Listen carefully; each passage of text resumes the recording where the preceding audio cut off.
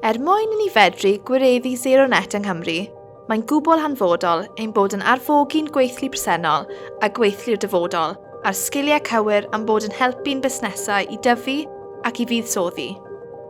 Mae angen i bawb ysgwyddo cyfrifoldeb a chwarae i ran nhw mwyn gwneud gwahaniaeth. Bydd y ffordd y byddwn ni i gyd yn gwneud ein swyddi yn y dyfodol yn newid neu'n esblygu wrth i ni fynd ati i ddatgarboneiddio mwy a mwy.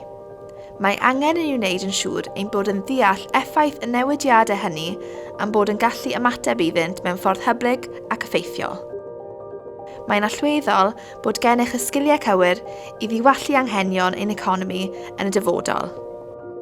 Dechrau deall a mynd i'r afael ar heriau hyn, datblygwyd cynllun gweithredu sgiliau Zero Net. Fe'i lluniwyd mewn partneriaeth anranddeiliad a diwydiant, ac mae'n manylu ar sut y byddwn yn darparu sgiliau at y dyfodol ar draws 7 maes blaenoriaeth.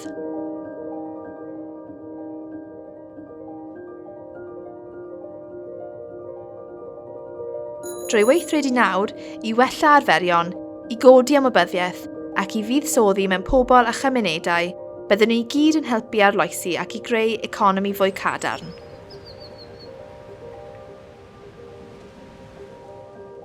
Rydym am drafod ac ymgynghori ledled Cymru, ac rydym yn bwriadu cyhoeddi ymgynghoriad cyhoeddus, a fydd yn lliwio map sgiliau ar gyfer pob sector.